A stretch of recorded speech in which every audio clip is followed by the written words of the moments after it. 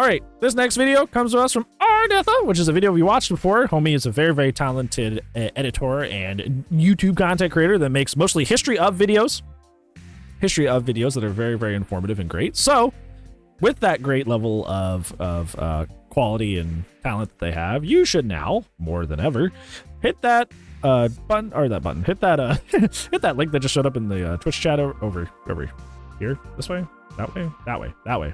That's over there. If you're on YouTube, it'll be down in the description below. To support this awesome creator, please like and subscribe so we support the official release of the video, or else I hate you. This video in particular is talking about DBD's failed esports scene. Now DBD still has like comp and competitive, and that's always been a thing, but it's kind of been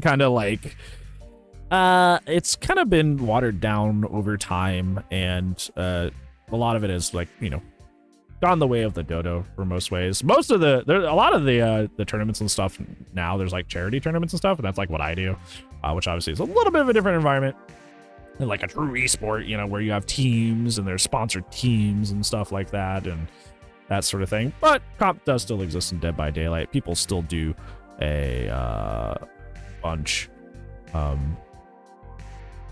there's still a comp scene out there for Dead by Daylight, but obviously it did not ever reach the peak of, like, you know, Siege, where they're doing like actual team versus team sponsorships and actual big giant tournaments and stuff like that. So I think in general DBD kind of doesn't really lend itself to that, just because of the RNG. If you could set map seed and like the custom games and have more control over that, probably, but you can't do that, so it's just kind of like it's kind of hard to do stuff like that. So yeah. The concept of a Dead by Daylight pro scene is nothing new at all. For years now, there have been constant discussions amongst the community as to whether or not DBD should step into esports, whether it's a good idea or not, how the scoring would work, and what the rules would be, which in itself is already a bad indicator of things to come.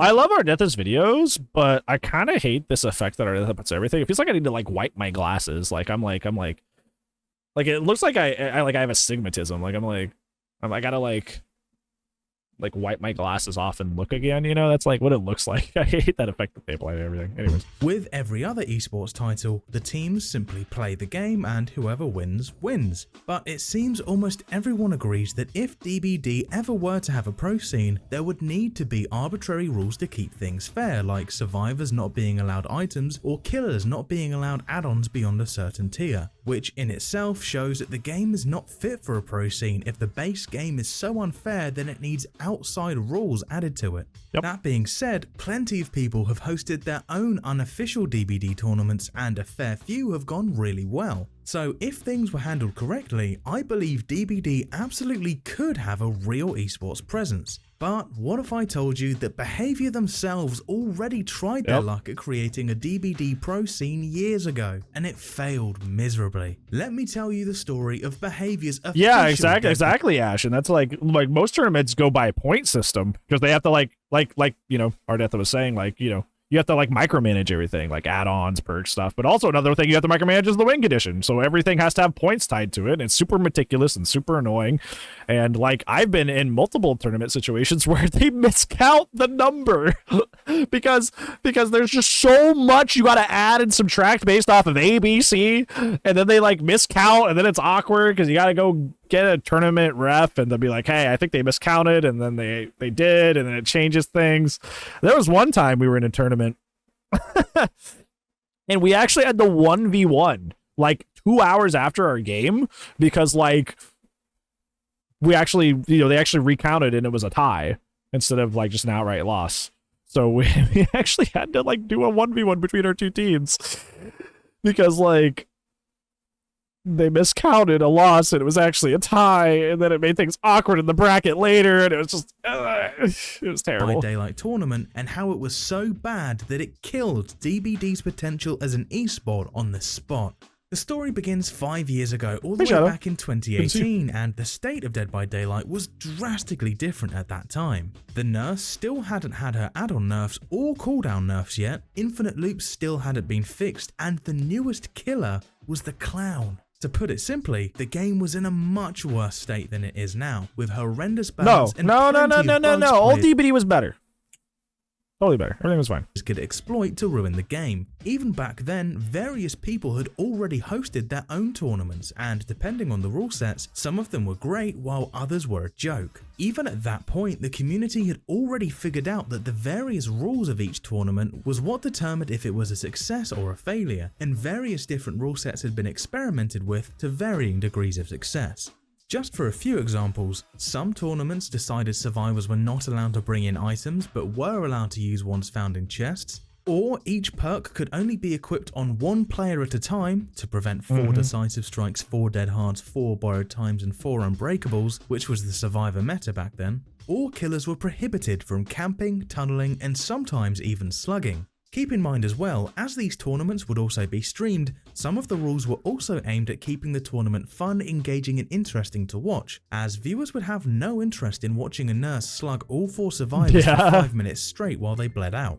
It seemed that after seeing the success some of these fan-made tournaments had, Behaviour quite rightly wanted to take that opportunity to expand DBD into the esports scene, and set out to do so by arranging the very first official Dead by Daylight tournament as part of DBD's 2-year anniversary celebration, and they wanted this to be the real deal. They did everything in their power to ensure the entire player base knew about this tournament and were ready to tune in or even participate. Plastering it everywhere and even talking about it during dev streams, Behaviour were drumming up some serious hype for DBD's venture into the esports world with a whopping $15,000 up for grabs. There's a lot of money, a lot of moolah. Official page, which is still up after all these years, the tournament would be divided into different platforms, with PC, Xbox and PS4 first place winners getting $5,000 each, alongside official DBD merch, officially written as swag, with second place winners getting, which was such an outdated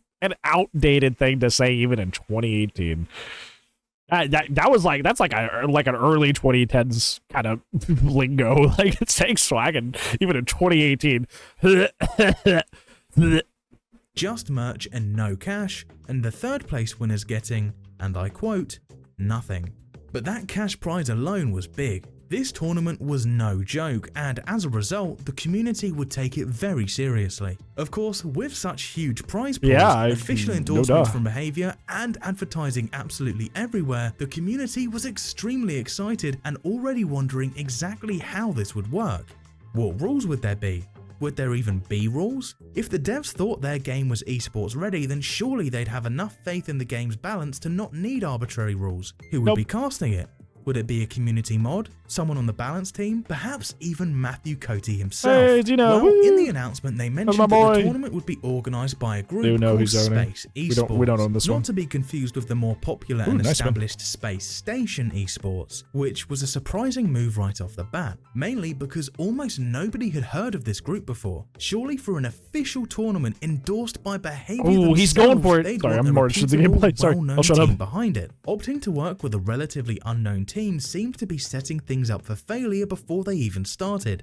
And, unsurprisingly, it absolutely was. Wow. You see, the reason I said almost nobody had heard of Space Esports is because a small number of people did know them, as it turned out they had hosted a few of their own homemade, unofficial tournaments before. Of course, on a much smaller scale than this official one, but still, they weren't popular, but they certainly weren't completely unknown. Despite their popularity, or lack thereof, at the very least we can assume Behaviour vetted them out, checked their prior work, and decided that these guys have the sort of quality that they want representing DBD's. We're talking about Behaviour, right? Like Behaviour Interactive? I love Behaviour like I love a little brother, you know? Like that's my dude, that's my homie, that's my little guy. But when people will come to me and they're like, hey, did you know your brother, like, he freaked out and he like chucked his controller or something, I'll be like, yeah, that's my brother. Yeah, I'll go talk to him. Yeah, I know he has issues. Yeah, I'll go talk to him. Don't worry, I'll handle it. You know, like that's my brother, but that's also my brother. You know, like so you're talking about this Behaviour active? Nah. Grand entrance into the esports world, right? The tournament wouldn't have even began before it ran into its first major problem. They severely underestimated the number of teams that would sign up to participate in the tournament, yeah, you best believe it. As a result, they just straight up stopped people from signing up. This announcement would be made in a tweet, which reads, Due to the overwhelming response of the Dead by Daylight community registering for our tournaments, our administration team is going to shut down signups within 24 hours because we have exceeded the expected number of teams. This, of course, upset many people who were still in the process of organising their teams and wanted to participate too. But the blows didn't stop there. By the cutoff point, a whopping 174 teams had signed up, and it turns out that underestimated doesn't even begin to describe it, because how many slots were available in this tournament? 16. That's right, an almighty 158 teams would be robbed of their chance to even... I think the last tournament I played in had 12 teams. Just for reference. Just a tournament run just to raise charity for bone marrow research. By just a streamer running it. Just another like unofficial homemade thing. 12 teams. The official Dead by Daylight tournament only had 16. Huh? What? Hello? Even try winning the tournament. Well, they were hardly robbed of their chance if they lost their qualifiers, you may say. And no, there were no qualifiers. The 16 participating teams would be hand-picked, and the 158 remaining teams were kicked out without even having the chance to play a single match. That's awful. With this tournament already having 2 major mishaps weeks before it even started, there's no way it can go worse than that, right? Well, if you've watched my channel before, you already know that if it's behaviour we're talking about, things always can and will get worse. On the sign up page, players would be greeted with the rule set for this, once again, official DBD tournament. So let's see what rules they chose, shall we? Of course, the most important rules for any esports tournament at the top, a long list of countries that were simply banned from participating in the tournament, including Zimbabwe and a misspelled Belarus. So, after making sure that the country you live in isn't banned from even entering, we can then move on to the actual rule set for this tournament, which states, no perks, items, offerings, or add-ons. This is a bare bones... I mean, it's something that's awful in DBD. The servers are always so icky. You know, like, each server dies like every other game for us, like, half the time, too. It's like, we were facing somebody who was across the pond. They're British. And their ping was so bad that they were hitting us from, like, 2 meters away. And we just kind of had to eat that.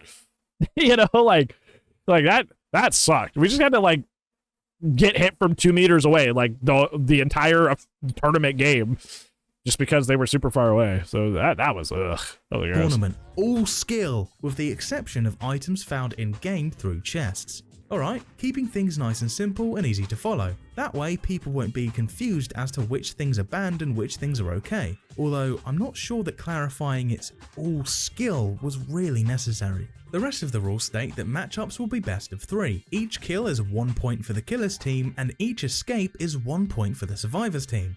Overtime will keep going until one team gets a point lead, and each team is allowed 1 restart if a player disconnects within a minute of the match starting, unless a survivor has been hooked or a gen has been done, then the match will just continue. Body blocking is okay unless it's a killer blocking the basement stairs, fair enough, or a survivor blocking the killer from hooking? Really?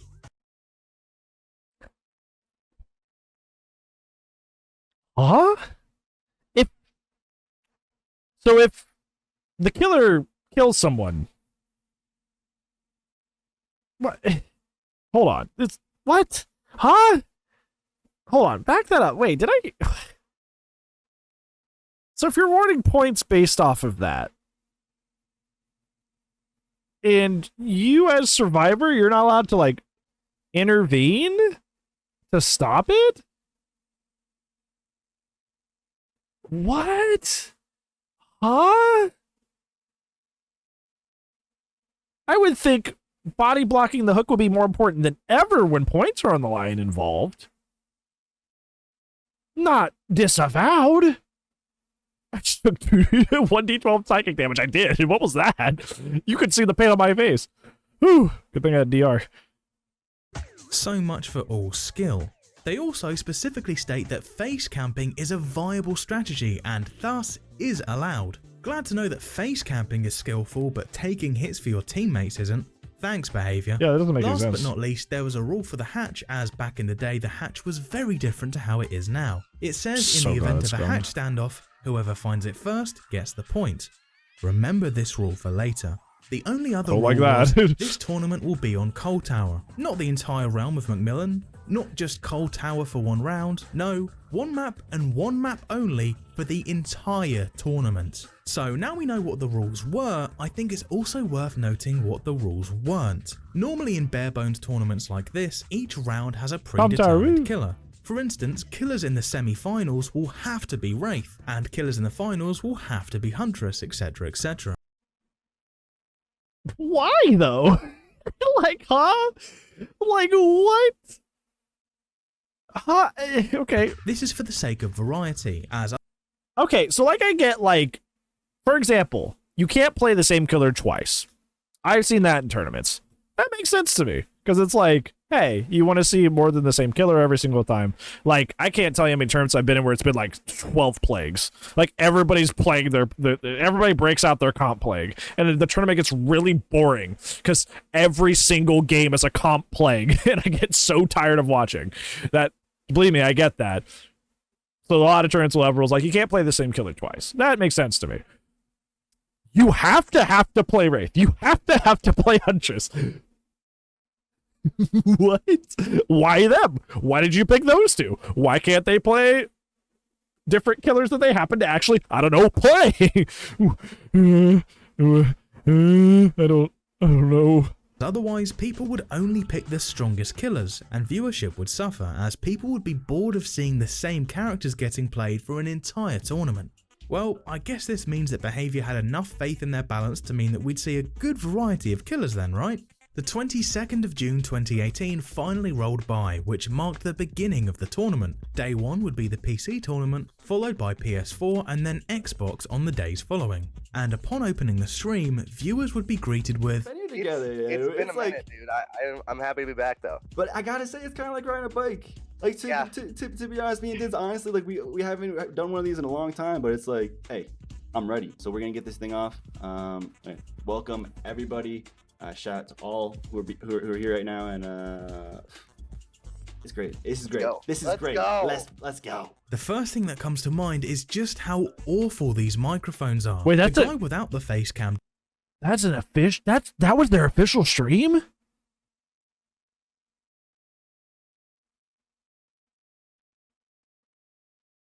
I thought that was like one of the people. Because a lot of tournaments require you to stream on your end. That was their official stream? Oh no. Oh my, oh no. Oh no. Does sound 10 times worse than the guy with the cam, but even his sounds pretty bad too. Which is I've heard about this tournament before, but I've never flag, actually watched it. Talk or almost watched things from it. non-stop when casting gameplay, and nobody is going to have a good viewing experience listening to mics that horrendous the entire time. Whoa. But maybe their casting skills are just that good that Behaviour thought it would make people stick around regardless. We'll look at that when the matches start. The other thing that sticks out like a sore thumb is the visual design of this screen. Yeah, I While thought the it was. background looks good, I didn't think this was remember real. that for later, the rest of it looks like something you'd see from a novice Twitch streamer that's only just designed their first OBS scene. Yeah. Not something meant to represent DBD's grand entrance into the esports scene. I mean, look at the team names. They've got white on white and red on red. Even just flipping the two of them around would have made a big difference to their legibility. Oh, and the stream's lagging and freezing before we've even had our first match. Yeah. Remember when I said things can and will get worse? When we finally managed to get to the pre-game lobby, you might notice the screen glitching out and going crazy. This is because the host had a controller plugged in and was moving an analog stick at the same time as the mouse, causing DBD to rapidly switch between mouse and analog modes over and over again. Why did he? Wait. Why is he doing screen capture instead of game capture? You see that? Switch When he between mouse and when he tabs, you can see that. You know why you see that on this screen? Because this is a screen capture. Because we're doing reacts, right? That makes sense. But when I'm over here, when I'm on, well, the game's not up right now. But when I'm on my game screen, you don't see when I alt tab because it looks unprofessional and gross. How do you mess that up? Have you never streamed before? Okay, anyways. analog modes over and over again. In the very first match of the tournament, we can already see the lack of rules setting the scene for the entire tournament ahead. 1 nurse, 4 Claudettes on Coal Tower for almost the entire tournament. Wait, so I misunderstood that then, what they said earlier, by the way. I thought that you had to play Wraith and you had to play Huntress. I misunderstood that. That classic team comp that we've had before. It's you know, it's pretty normal for teams to pick all the same character in order to try to confuse the killer. So yeah, that's a very common rule now too, is you can only play one of each character for that exact reason. surprise to them that this would happen. They knew that this tournament would be almost... But I play Jeff, so I never have to worry about that. I play Jeff, so I'm just good. I'm just fine forever. exclusively nurses and Claudettes, and didn't once consider how that might affect the viewing experience. And already a lack of professionalism by having no restrictions on usernames, allowing inappropriate usernames to participate in the tournament. But not only that, the casters even went out of their way to read the name out loud. Briefcase. What a name. Again, this would be okay if this wasn't an official tournament. Oh, that's so yikes. Oh, that's so cringy. Oh. Oh, that's... Companies could be watching this. It's your official company stream and you're like reading that? Oh, no, that's... Oh, no. Oh, brother. Tournament. If this was League, Overwatch, or even Smite, a username like that would not have been allowed to participate. Yeah. And the meme that I'm sure a lot of you have already heard of was born within the very first match of this tournament. Juby, off the Valhalla, struggle bug mode was already underway. For some reason, throughout the entire tournament, any time a survivor is about to die or get sacrificed, they called it being sent to Valhalla, a saying that quickly got on everyone's nerves. I knew a dude, bro. Not a dude, bro. But I knew a dude in college who was just like super into Viking stuff. And he just, everything he would ever say was just like Viking related. And I just wanted to punch him in the throat. If he wasn't like 6'5", I would have just punched him in his stupid throat. Because everything was a Viking reference. Everything. Everything was a Viking reference. All of his shirts, all of his references, his speech, everything was Viking related. Like, I understand, do whatever makes you happy, whatever makes you feel comfortable, whatever makes you feel like yourself, but it was just like, every word out of your mouth is Viking related. Shut up. That's what this gives me vibes of. When asked about it, they said it was an inside joke their group makes. What? This is meant to be professional casting for an official DBD tournament. Don't be making inside jokes on the job, especially since it's an inside joke. None of the thousands of viewers would get it. This joke would be repeated for the entire tournament, and I think now would be a good time to mention just how long the tournament would last. Keep in mind there were no breaks or anything, so this was all in one sitting. 12 entire hours. Happens a lot. Especially in the non-professional tournaments. Like, tournaments will just end up lasting forever. 12 hours is a lot though. 12 hours is a lot. But a lot of tournaments will end up lasting like 6 to 8 hours. Just because, like, it's just like the brackets formed badly, or like something like that, or somebody has to bow out and they gotta refigure out stuff. Like, it ends up lasting a long time. But 12 hours is a lot. Hey, Shmoo. Shmoo returned to streaming today. Just gonna point that out for everybody. Shmoo returned to streaming today. So if you don't follow him, go welcome him back and catch the next stream. Or else I hate you. Hopefully your stream went well. I know I was there at the beginning, but I was eating, and then I had therapy, and then I had stream. So you ever impulse stream for 12 hours? Yeah, on accident a lot. I try to keep it down to like 6 to 8 nowadays, but like usually I'll end up like 9 to 11 hours on accident, especially when I'm grinding tail attacks. So yeah. Hours. That's right. It's very fun. Good. 12 hours straight of the same killer against the same survivors with the same loadout on the same map and the same joke. Absolute madness. Speaking of jokes, their next infamous joke would arise in the one single Myers match of the tournament, calling his ability Already able to get the Super Saiyan level 2 right there. followed by an amazing breakdown of how his ability works. And you know, it's very important for Michael Myers to take the time to build up his meter, because it's going to make him a better killer, right? And keen viewers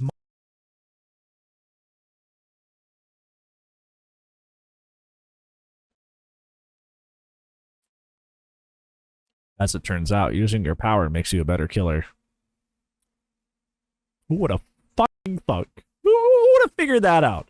As it turns out, using your power makes you a better killer. might have been piecing together a picture here. A lot of these things are not things that an actual DBD player would say, starting from the small things like calling. Do they not actually play the game?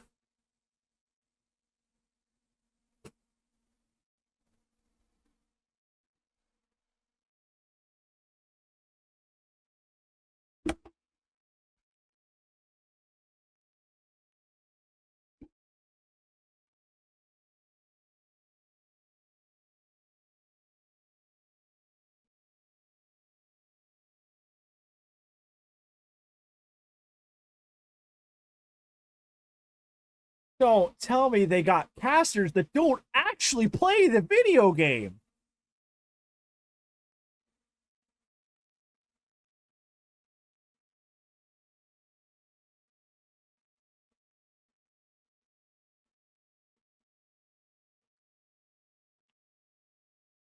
Half of the reason that commentary is a thing is so you can explain what's happening in the game to somebody who does not play the game. If you just bring people onto the stream that also have not played the game, you're just on the same playing field, which makes the point of commentary redundant.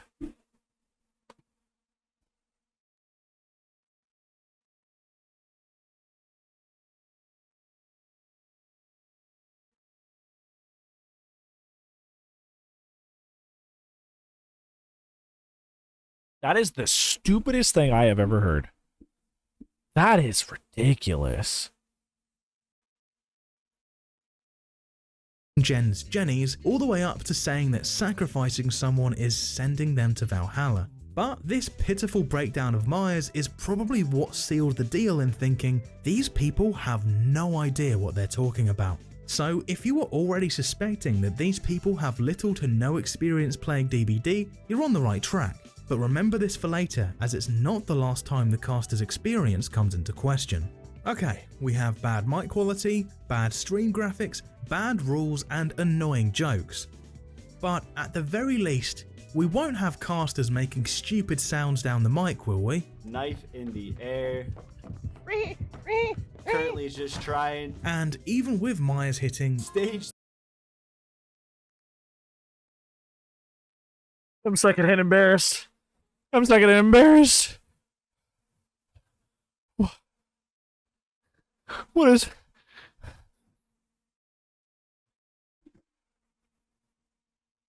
3 Super Saiyan. he still ends up with a grand total of 0 kills. At the very least, this whole show had behaviour's approval and a lot of money behind it, so surely they had graphics made for each team ahead of time, right? No, instead they're going to type it out letter by letter, live, on screen for everybody to see. At the very least, the audio balance between the game and... For a little background, I used to run fighting game tournaments.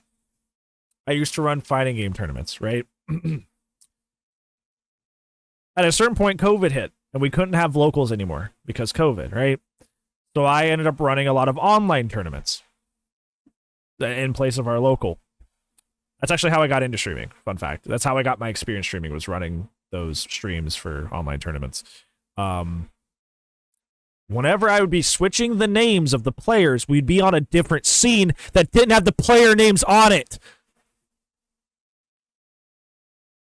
We'd have like a chat screen or a chat screen in OBS. We would have like a video screen, like a little preview screen in the OBS, something like that. And then when I was done changing the names, then we'd swap back. I can do that. I've done that. And this is an official eSports. Holy fucking shit. Holy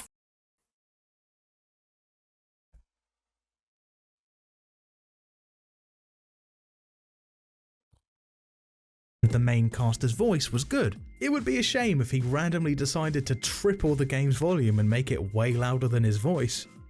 Into the game we go. Get this volume cranked up so you guys can hear the nurse howling and screeching through the woods right now. A little later on in the tournament and we find ourselves a huntress.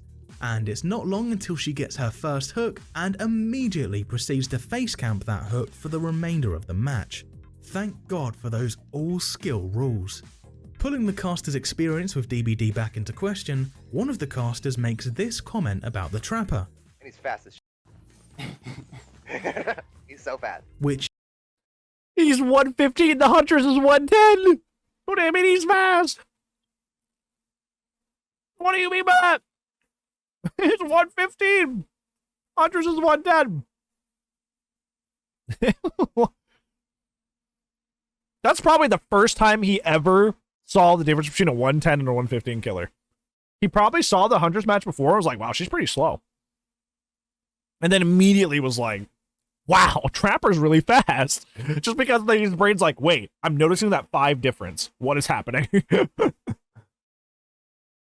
Have you tried to cast Valorant? I'm like, yeah, shot him real good. Yeah, he has the spike. is simply wrong. He is the default speed and at the time of the tournament he had nothing in his kit that gave him any form of mobility. All of the things I've just mentioned were simply some of the most noteworthy incidents of the stream. But believe me, there were plenty more examples and all of the Twitch chat was sick and tired of this absolute mockery. There were so many better options for casters and chat was now asking to replace the casters with better ones, which the casters saw and Because remember, this is 12 hours. You have to listen to these yahoos for like listen to these yahoos for 2 matches would probably make me want to just jump off a bridge and live. For legal reasons, I have to say that last part. I would be done like 2 matches in. First match, I'd be like, are they joking? Is this like a prank? Is this just like, you know, did the actual commentators not show up and these guys are just subbing in? And the second match, I'd be like, okay, we're not actually doing this, are we? And then I would stop it. For hours and hours. Oh, man. did not like at all, and instead of remaining professional, they immediately went into a rant. You guys should understand this is your community, so what you guys represent in chat as a community, it's all on you. Like, it doesn't really hurt. It's like, it doesn't make me feel bad to know that a community is salty or not. He starts like talking to the chat like he's like their angry dad. I'm so disappointed at you. You know, this is a reflection of your community. How do you think they're going to react to that? How do you think they're going to react to that? I'm so disappointed in all of you. You're really reflecting your community right now. You think that's going to bring more viewers in? What is happening? Just reflects on your own guys' community. Honestly, it's like... And who's playing this awful, awful techno music? Who is playing this? This sounds like... You know what this reminds me of? Remember that one annoying chick? Speaking of which, you know the annoying chick that would just sit in the back of class with her little hot fries and she just have music playing out of her phone like non-stop? It'd be the shittiest music you've ever heard in your life. So she just has her music playing in the background. She's just shoveling hot chips in her mouth. You're like, hum, hum. That's what that shit reminds me of. Like that girl. You had her in your class, you know. Like, why is that happening in the background too?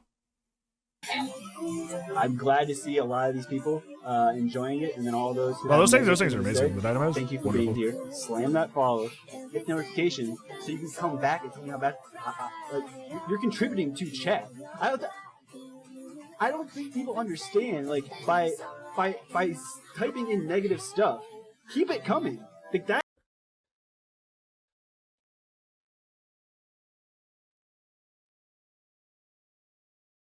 He's getting like actually live tilted on the official Dead by Daylight tournament stream.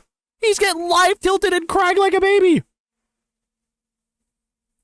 The second pass embarrassing. I agree. I agree, Maggie. I agree. Why is he like freaking out and getting upset about this? Even when somebody upsets me in my chat, I just kind of go, yeah, I just don't get what you're saying there. And I move on. Like with like a completely unofficial, just doing my own thing stream. I don't get this worked up. Why is he like freaking out? Why are you this are you this fragile? Is this the first time a chat has ever harassed you? Is this the first time you've ever streamed and somebody's given you? That is analytics. That is stats. You're a member viewing in our audience. Nobody wants to be, positively or negatively, nobody wants to be reduced to a number. Ever. That is never a thing you do. You never, ever reduce somebody to a statistic, negatively or positively. You don't do that. To the community. Keep it up. Thank you so much for being here. Slam that follow. Come back tomorrow, same time, and you can keep telling me how much I suck. Because, hey, you guys keep chatting lit. Keep chatting lit. Who is he trying to prove this to? What is he trying to prove this to? Is he this insecure?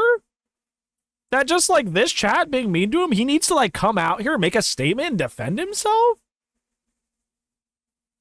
Who is he trying to like I don't know who this person is. Don't know if they're still around. They're probably still around somewhere doing something. But like, it sounds like you're mad insecure, homie. Like mad insecure. Like, what did you think you were proving by like trying to convince these guys? Oh, the haters just fuel me. The haters just fuel me. Like what the Andrew Tate is happening right now? Like, even outside of like an official capacity, this is cringe. Like if somebody said that just like on their like 100 viewer stream, I would still find this incredibly cringy and awkward. And it would strike me as this guy super insecure and weird.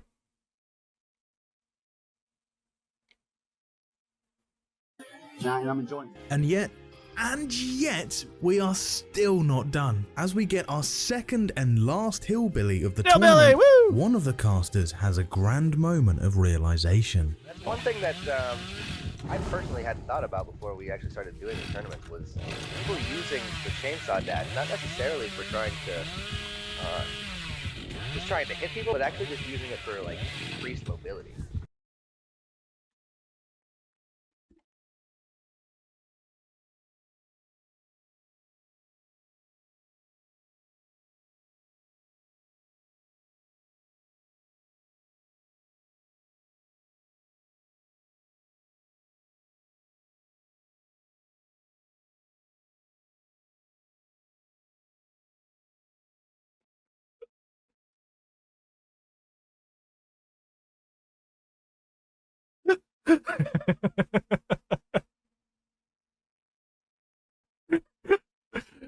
I'm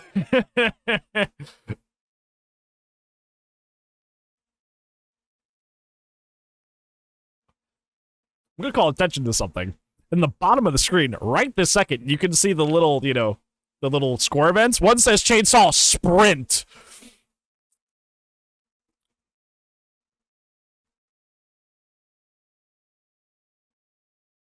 Oh, that's probably the homie probably looked down, saw that, and went, oh, sprint equals movement. Oh, you can use it to move. Whoa, that's so smart. I'm out here in the trenches. Out in the trenches. You guys knew me, like doing 360 curves, S curves, crazy stuff like that, and I'm like, nah, should have just used it for movement. Crazy. Crazy. Kind of the way the nurse does. That's right. These casters for DBD's first official tournament had never considered using the Hillbilly's dash for mobility. For any of you watching who don't play DBD, That's literally the main point of his ability. More time passes, and after the hosts break their own rules by giving a team 2 restarts despite the rules saying only 1, we get to one of the 2 major screw-ups of this tournament. Oh yeah, everything before, that was nothing compared to this. The first of which, I'll just let you look for yourself. And it's been so wonderful to watch so many incredible DBD players come together, the thousands of hours that people have accumulated in this game, as we see a nurse dabbing on somebody there. It's been wonderful to watch, and it's been a pleasure to be a part of. Thank you. Yep, He just keeps talking. blatant lag switching. So surely that's grounds for instant disqualification, right? Nope, the match just gets a restart. Keep in mind,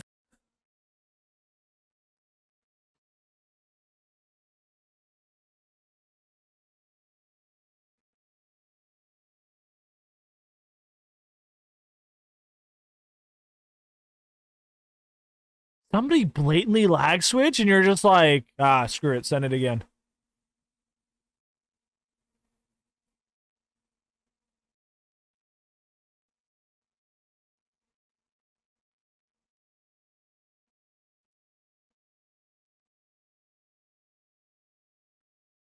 Did they just not get it? Like, are they? I guess we'll keep playing it, but like, did they just not get it? Did they just not realize?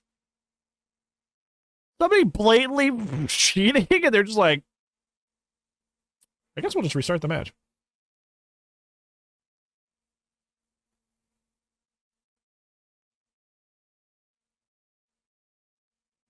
the game was peer-to-peer back then, and the killer would be the host of every match, so lag switching back then was seriously that powerful. Not only do they not get disqualified, they end up making it to the final, facing off against the absolutely... I would be fuming. I would be thermonuclear. I would be thermonuclear. I was telling you guys earlier, I was kind of agitated that like somebody was playing from across the pond, which is not their fault, but like just destroying us because they had just 2 extra meters of clearance on all their attacks. It frustrated me dealing with that. I could not imagine somebody lag switching and getting to move on. I would explode. I would Ain't no way. Legendary D-Pip squad. With things staying extremely close, this one kill or escape would either win the entire tournament for the D-Pip squad or cause it to go into overtime. With only one survivor still alive, the old hatch mechanics in full force, and Marth on his nurse, let's see how it ends. Hey, we're both down here. He needs to grab one of us. That is fantastic. Sailing play, ultimately. It was a very dangerous situation for the tournament. It very well could have been that... Who found this first? Oh no. That's the question. Oh no, I think he was standing on it, and he hit him, and as soon as he went down, he crawled through the hatch. Marth clearly finds the hatch first, then hits the survivor to end the game. As the rules state, whoever finds the hatch first gets the point, and there's no denying Marth was there first. And yet, the hosts class it as a point in favour of the survivor, as it's not a hatch standoff until the hatch is open. Therefore, there was no standoff and the survivor simply escaped.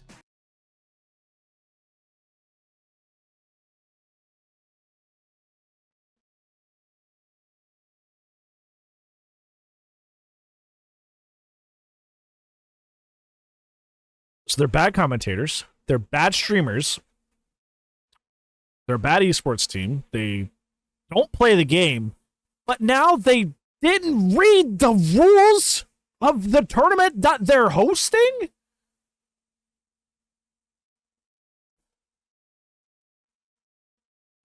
Did they ever get a job ever again doing anything in this field? This feels like the equivalent of somebody who just lied on their resume all the way up until this point and somehow got the job. And now they're just in there doing whatever, faking it to making it, and then they're not making it at all.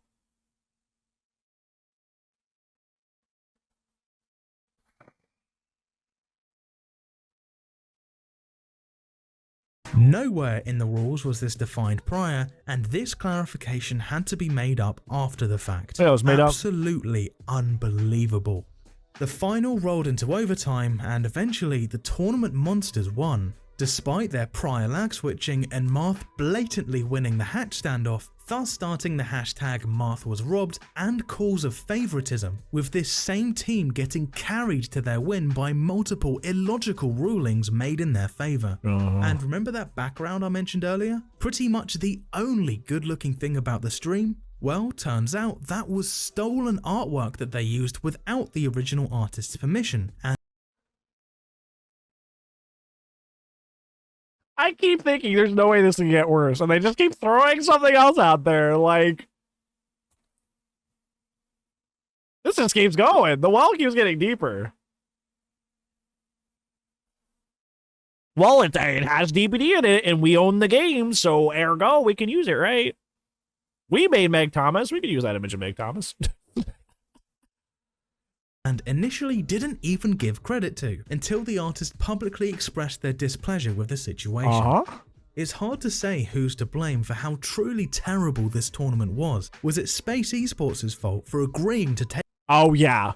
Okay, so Behavior should have vetted them, but like these guys did the most disgustingly lazy job they ever could have done. They don't play the game. They can't run a good stream. What are they contributing? Like what body of work do you have that Behavior looked at that and said, yeah, that's good. Yeah, it is on Behavior, but like take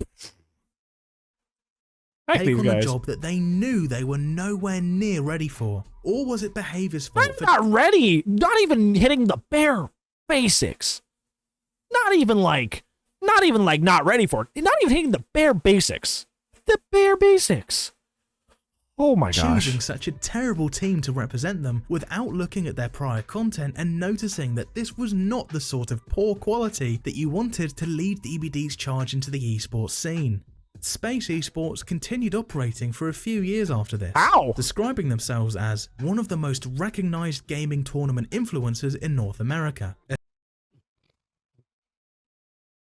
Gee, I wonder why. A statement which would get them mocked heavily. They eventually deleted their Facebook and Twitter pages after a bombardment of bad reviews and negative comments due to their mishandling of the DBD tournament, and they eventually shut down altogether, with their last documented tournament taking place in 2019 for a game called Evolve, before the organisation was shut down for good. Their website is no longer online, and all operations seem to have been long gone for years. Good. Literally good. Literally good. Operations seem literally good. Because they should be nowhere near the streaming space ever again. I have better mic quality. I have better scenes. I've run tournaments better than them, and I have no professional experience whatsoever. Absolutely not. They should stay the furthest thing away from anything having to do with running any event online ever. Period.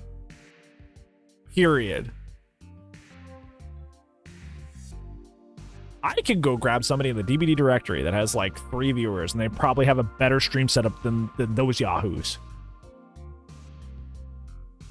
That's ridiculous. That's